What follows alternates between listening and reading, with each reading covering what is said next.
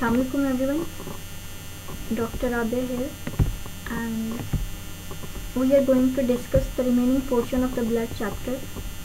हम लोगों ने कल जो है वो ब्लड का चैप्टर स्टार्ट किया था, जिसमें हमने पढ़ा था कि how blood cells are formed, blood plasma, RBCs और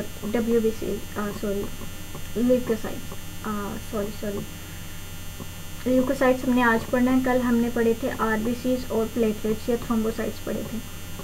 how blood cells are formed ये पढ़ा था, और ब्लड प्लाज्मा किस तरह का होता है, और कुछ फीचर्स अबाउट आरबीसी और प्लेटलेट्स, उनका काउंट कितना होता है, how they appear under the histological slides, और मतलब फंक्शन क्या है उनका। ठीक है, आज जो है वो हम अपना रिमेनिंग पोर्शन स्टार्ट करने लगे, which is about leukocytes. Nucleated होते हैं, कल वाले दोनों जो थे वो ए न्यूक्लिएटेड थे। इनमें क्या है, they have a nucleus capable of amoeboid movement and contain no haemoglobin when compared with the RBC. तो हमारे पास इनके साइटोप्लाज्म के अंदर कोई हीमोग्लोबिन नहीं होती, केपेबल ऑफ एमीबॉइड मूवमेंट कर सकते हैं, and they have the nucleus. Adult की बात करेंगे तो इसमें हमारे पास जो टोटल ल्यूकोसाइट काउंट होगा, that range from 5,000 to 10,000 cells per microliter of a blood, but this count is higher in the children. TLC यानी total leukocyte count increase भी कर सकते हैं और decrease भी कर सकते हैं under certain diseases. Temporary increase के केस पे हम इसको बोलेंगे leukocytosis, whereas the reduction in the number of leukocytes below the lowest normal range, ये जो हमने range पढ़ी है 5,000 to इससे कम की जो रेंज होगी that is known as leukopenia. Basically जो प्राइमरी फंक्शन है ल्यूकोसाइट्स का वो डिफेंस से रिलेटेड है। These are involve in the defence of a body against bacteria, viruses, parasites and foreign proteins. They carry out their functions in the connective tissue. ठीक है, basically ये जो है ब्लड को सोर्स ऑफ ट्रांसपोर्टेशन यूज़ करते हैं। अगर देखा जाए तो ये बनते बोन मैरो में है, फिर ब्लड को यूज़ करते हैं as a source of transporter, और अपना फंक्शन जो है वो परफॉर्म करते हैं in the connective tissue. Rise, function and die outside the blood stream using the blood circulation merely as means of transportation from their place of origin to their destination. Leukocytes are classified into two main groups. The one is granulocytes and the other one is agranulocytes. Granulocytes are those cells which have a specific type of granules in their cytoplasm, while the agranulocytes lack those specific granules. Granulocytes हो या agranulocytes हो, both have a granule named as eosinophilic granule in their cytoplasm. These eosinophilic granules are basically lysosomes containing certain enzymes which are involved in the defense mechanism. अब granulocytes पढ़ते हैं। हमने पढ़ा कि हमारे पास these are characterized by the presence of specific granules in their cytoplasm. हमने भी definition यही पढ़ी थी कि they have special granules in their cytoplasm. इनका जो न्यूक्लियाई की शेप्ड है वो हाईली इरेगुलर होगी। इसके अंदर फर्दर 3 टाइप्स ऑफ WBCs आते हैं। The one is neutrophils, eosinophils and basophils. If we talk about neutrophils, they constitute most numerous variety of the leukocytes, यानी ल्यूकोसाइट्स के अंदर हमारे पास जो अबंडेंट टाइप ऑफ सेल है that is neutrophil. They make about 40 to 75% of the total WBC. Average diameter is 7 to 9 micrometer in fresh blood, while in dried smears its diameter is 10 to 12 micrometer. इसका diameter increase हो रहा है because they are flattened out during smear preparations.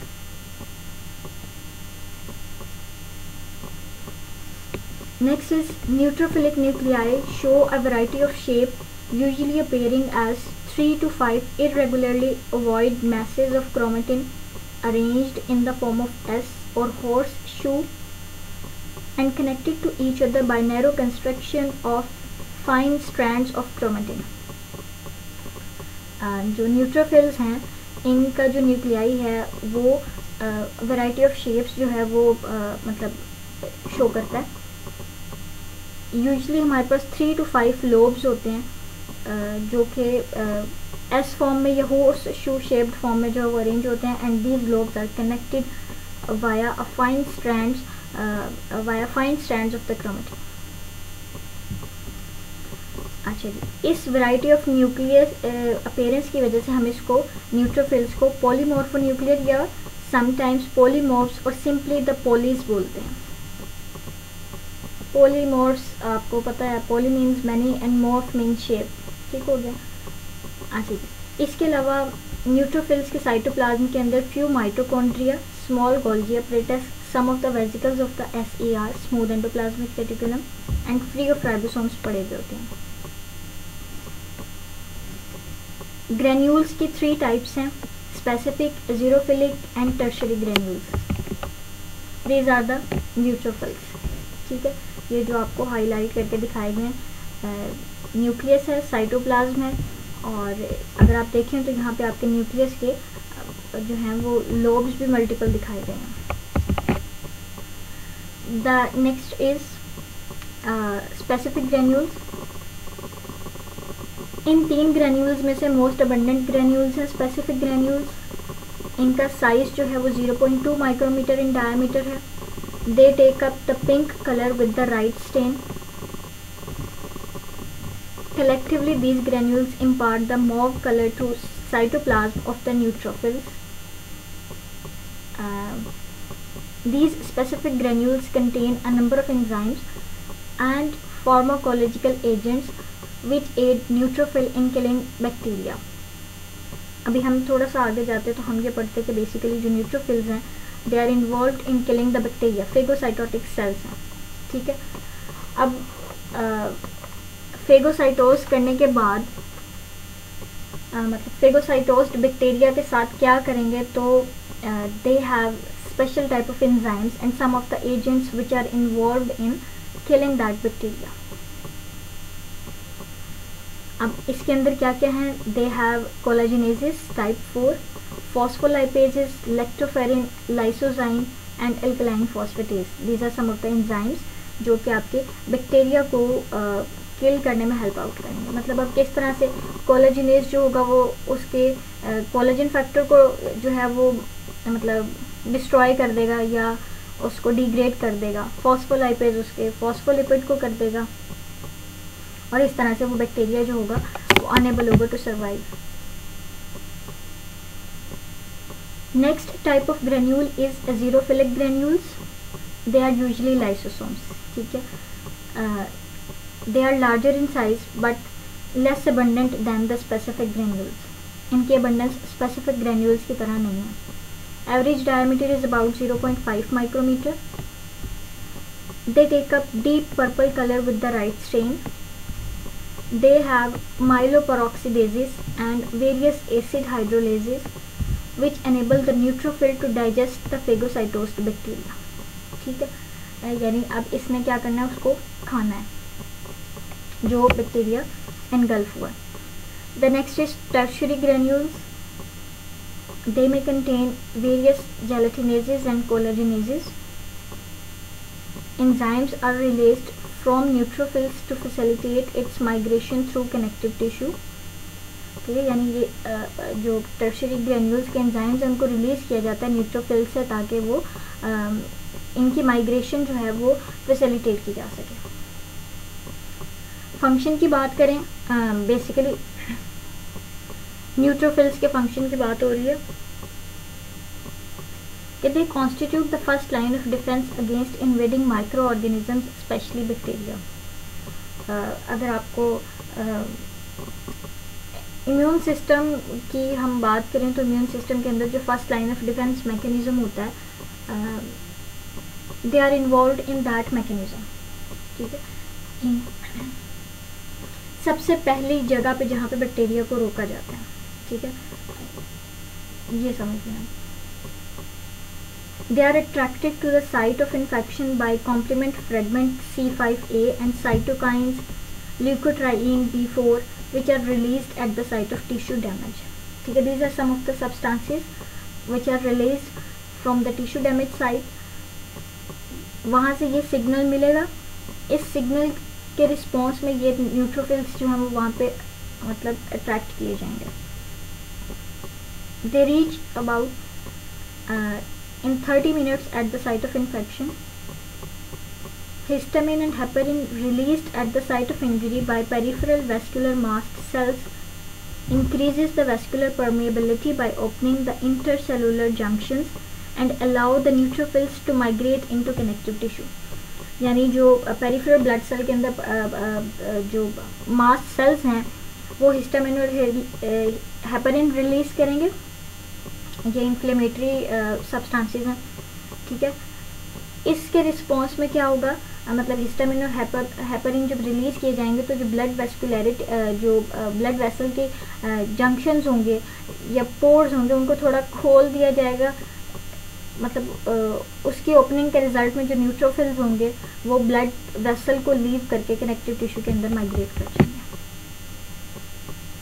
अब site of infection पे पहुंचने के बाद neutrophils become actively phagocytotic and begin to engulf the bacteria. Phagocytosed bacteria are first acted upon and killed by the alkaline phosphatases, lysozymes, phospholipases and lactoferrin. यानी सबसे पहले specific granules वाले जो enzymes थे, पहला अटैक उन एंजाइम्स के through होगा. Later on by the azurophilic granules contribute their myeloperoxidases and other hydrolytic enzymes which completely destroy the bacteria.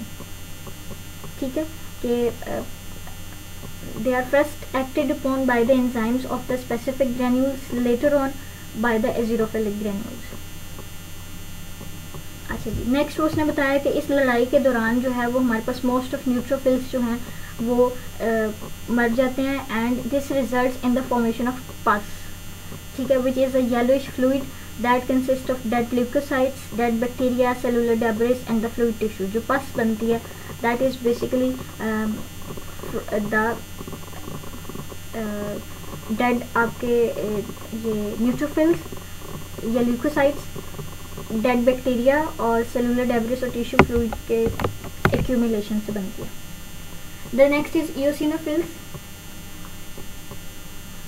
They constitute about 2 to 4% of circulating leukocytes. इनका size जो होता है वो nearly equal to neutrophils.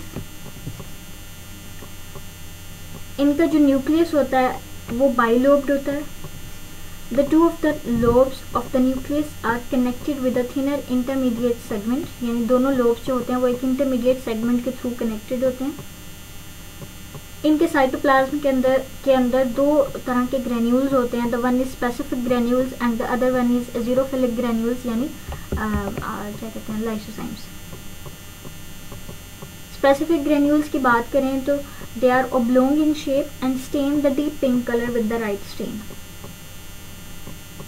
EM study shows that यानी electron microscope के जब हमने नीचे इनको ऑब्जर्व किया तो each of the specific granules of eosinophil has the crystal-like electron-dense center known as internum. इस ग्रेन्यूल का जो सेंटर था वो इलेक्ट्रॉन डेंस था, उसको हमने इंटरनम का नाम दे दिया. और उसका जो सराउंडिंग एरिया था which is less dense than the internum, that surrounding area is known as externum और मैट्रिक्स. एज़ोरोफिलिक की बात करें तो लाइसोसोम्स हैं. Lysosomes and they contain hydrolytic enzymes which function in destruction of parasites and hydrolysis of antigen antibody complexes that are taken up by the eosinophils. ठीक हो गया. ये आपके जो एज़ोरोफिलिक ग्रेन्यूल्स है उसका फंक्शन है. Bilobed nucleus connected with an intermediate fragments and the cytoplasm contain granules. Next is function of eosinophil. इनका जो रोल है they have a major role in defense of the body against protozoa and worms. ठीक है, यानी ये इन these classes of microorganisms के against body को defence provide करते हैं. Eosinophils control and moderate the inflammatory reactions by neutralizing and inactivating mediators of inflammation such as histaminase secreted by eosinophils neutralize the histamine and aryl sulfatase neutralize the leukotriene C4. जो basic उसने बताया कि eosinophil का जो काम है वो control करना है और मॉडरेट करना है इन्फ्लेमेटरी रिएक्शन को, जो कि मतलब इसको न्यूट्रलाइज करेगा. फिर उसने बताया कि ये क्या करेगा, हिस्टामिनेज को सिक्रीट करेगा जो कि न्यूट्रलाइज करेगा हिस्टामिन को, और एराइल सल्फेटेज है जो कि न्यूट्रलाइज करेगा टू द ल्यूकोट्राइन C4 को. इस तरह से हेल्प आउट करेगा इन कंट्रोलिंग और moderating the inflammatory reactions. Eosinophils engulf and degrade the antigen antibody complexes that are formed in allergic conditions such as asthma और hay fever. ये दोनों एक एलर्जिक डिजीजेस हैं, ये कंडीशंस हैं जिसके अंदर जो एलर्जिक रिस्पॉन्स है वो हायर होता है. ठीक है, और जब एलर्जिक रिस्पॉन्स होता है तो बॉडी के अंदर एंटीजन एंटीबॉडी कॉम्प्लेक्सेस बने हुए होते हैं, और जो इयोसिनोफिल है वो इन एंटीजन एंटीबॉडी कॉम्प्लेक्सेस को डिग्रेड करेगा और एनगल्फ करेगा. The count of eosinophils in the blood of persons having the allergic or helminthic infections is usually high. This helminthic is basically the worm. ठीक है, worm infection. और allergic जब response होगा तो यूजली जो eosinophilic काउंट होगा वो high होगा. The condition of having abnormally increased eosinophil in the blood is known as eosinophilia. Abnormally जब increased level होगा eosinophil का in the TLC तो फिर that condition is known as eosinophilia. The next is basophils. ये least जो है इनका count होता है WBC के अंदर. They only constitute about 0.5 to 1% of the total leukocyte, यानी टोटल ल्यूकोसाइट का सिर्फ 0.1 या 1% कंट्रीब्यूट किया जाता है बाय द बेसोफिल्स. अगर हम इसके साइज की बात करें तो 7 to 9 माइक्रोमीटर फ्रेश ब्लड के अंदर होगा, जबकि ड्राइड स्मीयर्स के अंदर it is about 10 to 12 micrometer. Nucleus is relatively large and divided into irregular lobes. It cannot be easily seen in stained smears because it is masked by large specific granules present in cytoplasm. इसके अंदर बहुत सारे, इसके cytoplasm के अंदर बहुत सारे granules जो हैं वो अपीयर होंगे. कौन कौन से ग्रेन्यूल्स हैं? Specific granules and azurophilic granules. Azurophilic granules again वही लाइसोसोम्स हैं जो कि कंटेन करेंगे hydrolytic enzymes similar to neutrophils. Specific granules की बात कर लेते हैं तो इनका डायमीटर जो होगा वो 0.5 माइक्रोमीटर होगा. And they numerous and so numerous that nearly फिल्स the cytoplasm. यानी अभी हमने बताया कि इसका जो साइटोप्लाज्म होगा वो ऑलमोस्ट मतलब भरा हुआ होगा विद द ग्रेन्यूल्स. बेसोफिलिक है and they appear the violet with the stain Wright stain. They contain heparin and histamine, यानी जो specific granules of the basophils हैं इनके पास हेपरिन और हिस्टामिन पड़ गए. In addition a small quantity of chondroitin sulfate is also present which is responsible for metachromatic nature of these granules.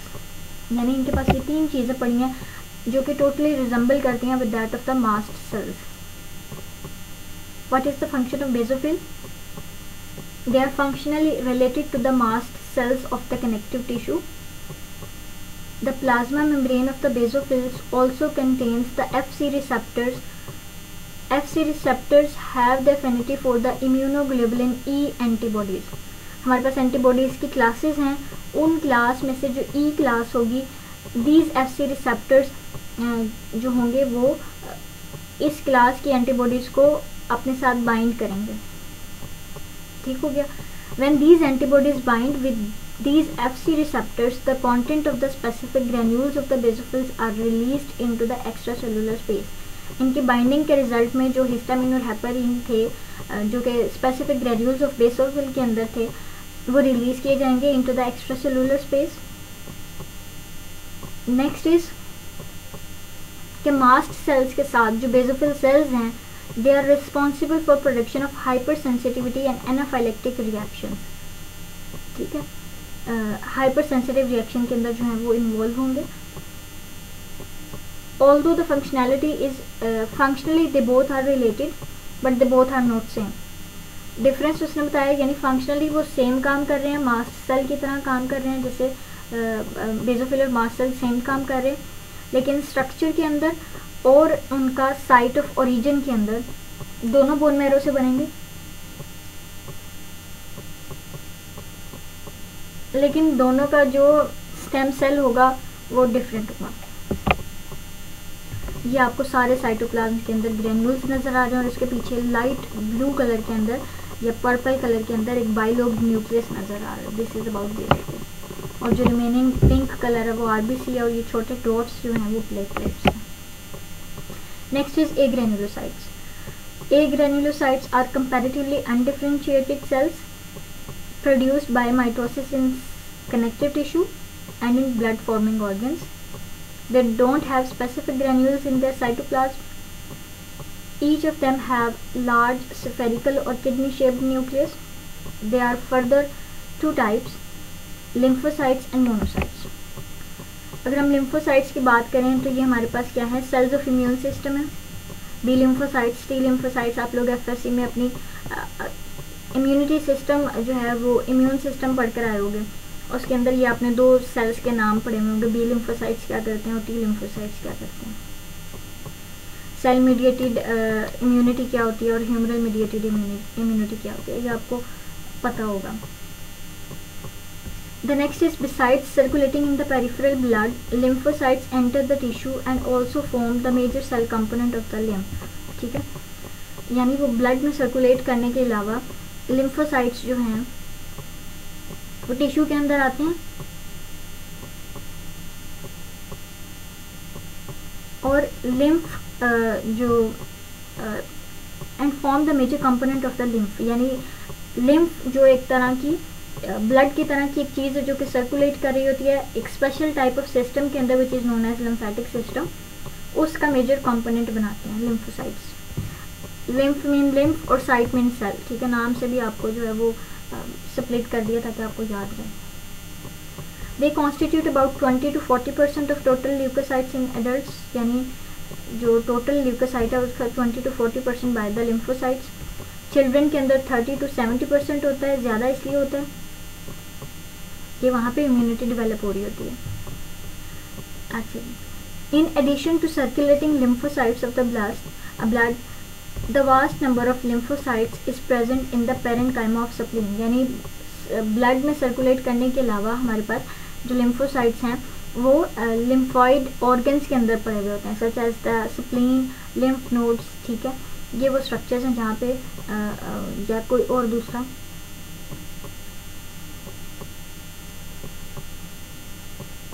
Lymphoid organ. Size की base पे lymphocytes को 3 group में डिवाइड किया जाता है, medium, small and large. Medium का diameter जो होगा वो रेंज करेगा फ्रॉम 6 to 9 माइक्रोमीटर, स्मॉल का 6 to 9 माइक्रोमीटर, मीडियम का 12 to 15 माइक्रोमीटर और लार्ज का 15 to 18 माइक्रोमीटर। लार्ज और मीडियम जो हैं वो एक्टिवेटेड सेल कंसीडर किए जाते हैं, यानी when they have interacted with the specific antigen. जब एक्टिव हो जाएंगे तो वो लार्ज या मीडियम की कैटेगरी में चले जाएंगे, जबकि नॉर्मल सर्कुलेशन के अंदर हमारे पास स्मॉल जो होगी स्मॉल लिम्फोसाइट्स होंगे। नॉर्मल जो पॉपुलेशन होगी लिम्फोसाइट की उसके अंदर मोर देन 90% जो हैं वो स्मॉल होंगे। लिम्फोसाइट्स आर स्फेरिकल सेल्स जिसके अंदर लार्ज राउंडेड न्यूक्लियस होता है और ये न्यूक्लियस जो होता है वो लार्जर पोर्शन ऑफ साइटोप्लाज्म को कवर किए होता है। इन अ सच सेंस के साइटोप्लाज्म जो होगा वो पेरिफेरी यानी न्यूक्लियस के इर्द गिर्द एक रिम की शक्ल इख्तियार कर लेगा। अच्छा जी, nucleus is generally spherical in shape but have slight indentation on each side. They take up deep purplish blue color with the right strain. अगर हम साइटोप्लाज्म की बात करें तो हमने भी कहा कि ये क्या होगा, लाइट ब्लू रिम के फॉर्म में अपीयर होगा जो कि न्यूक्लियस के इर्द गिर्द होगा, लेकिन इसके जो एजिरोफिलिक ग्रैन्यूल्स हैं दे में भी identified in some of the lymphocytes. ये हमारे पास न्यूक्लियस है, न्यूक्लियस के इर्द गिर्द लार्ज राउंडेड न्यूक्लियस है और उसके इर्द गिर्द हमारे पास रिम ऑफ द साइटोप्लाज्म है। ये हमारे पास लार्ज लिम्फोसाइट है और ये हमारे पास स्मॉल लिम्फोसाइट है। अगर हम फंक्शन की बात करें तो फंक्शन की बेस पे हमने लिम्फोसाइट्स को 3 जो है वो वेराइटीज़ में मतलब डिवाइड कर दिया, टी लिम्फोसाइट्स, बी लिम्फोसाइट्स और हमारे पास आते हैं नेचुरल सेल्स, नल सेल्स, यानी इसमें नेचुरल किलर सेल्स आएंगे और हमारे पास एक और क्लास आएगी। पहले टी लिम्फोसाइट्स को पढ़ लेते हैं। टी लिम्फोसाइट्स जो हैं वो ब्लड के अंदर यानी बोन मैरो के अंदर ओरिजिनेट होंगे, ब्लड सर्कुलेशन के अंदर आएंगे, सोर्स ऑफ ट्रांसपोर्टेशन यूज़ करेंगे ब्लड को, ब्लड से थाइमस में चले जाएंगे which is a lymphoid organ, ठीक है, लिम्फेटिक सिस्टम का एक ऑर्गन है। वहाँ पे जाके इनकी प्रोलिफरेशन और मैच्योरेशन होगी, मैच्योर होने के बाद दोबारा ब्लड के अंदर आएंगे और फिर अपनी साइट ऑफ फाइनल डेस्टिनेशन पे चले जाएंगे, ठीक है, और which is about some of the lymphoid organs such as the spleen and the lymph nodes. अगर हम इनके लाइफ स्पैन की बात करें तो इनका जो लाइफ स्पैन है वो लॉन्गर है, मतलब सेवरल ईयर्स है। Primary function is to carry out the cell mediated immune response.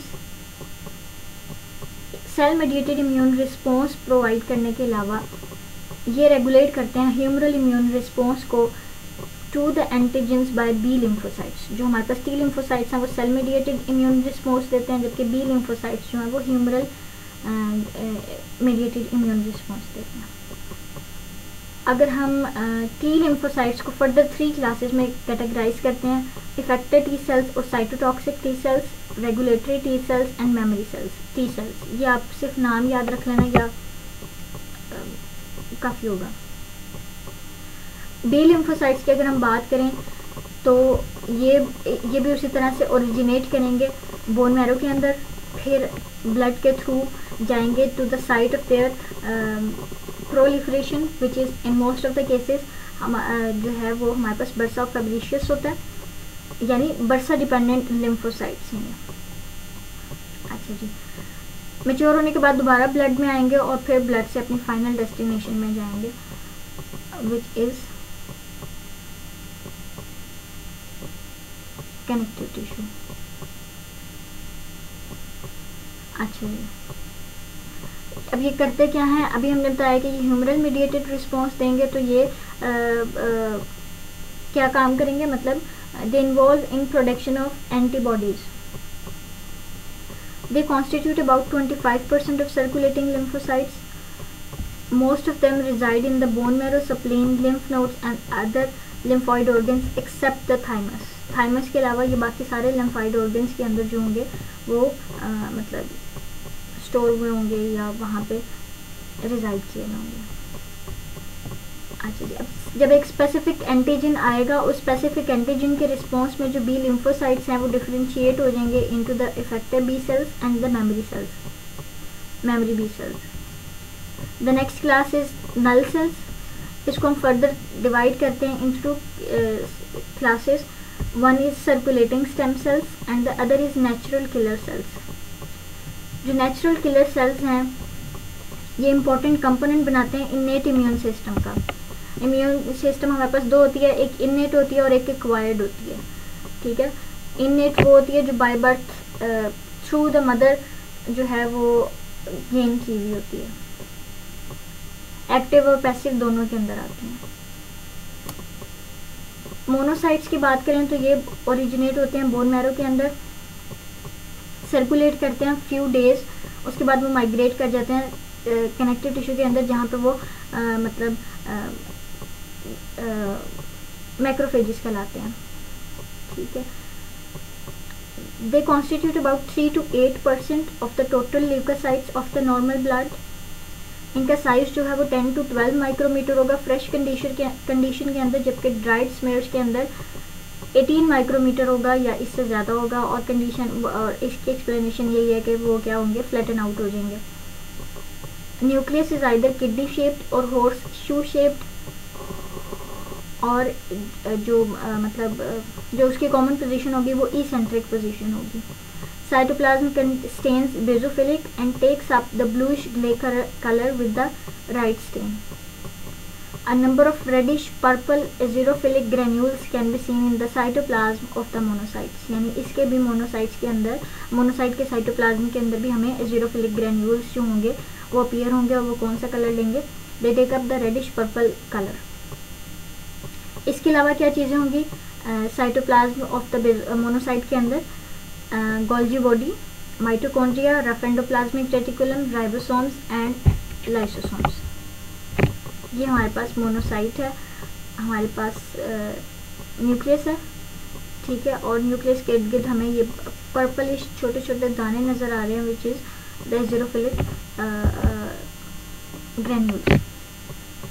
This is about leucocytes. और इसके साथ ही हमारा ब्लड का जो चैप्टर है ये भी एंड हो गया, इसको आप लोग पढ़ लें। और नुमान जैसे बच्चे जिनको ये बहुत ज़्यादा सिलेबस लग रहा है वो जो है जनरल हिस्टोलॉजी बाय फिरदौस सब कर लें तो भी ठीक होगा, लेकिन बाकी बच्चे वो समरी वाला कर लें, ठीक है। बेशक ये ज़्यादा वाला ना करें, क्योंकि एक बहुत थोड़ा सा पोर्शन आएगा पेपर के अंदर, तो बजाय इसके कि हम ज़्यादा टाइम इसको दें, हम उसको दें जिसमें से ज़्यादा पोर्शन आएगा, ताकि हम अच्छे मार्क्स ले सकें, ठीक है जी। थैंक यू, अल्लाह हाफ़िज़।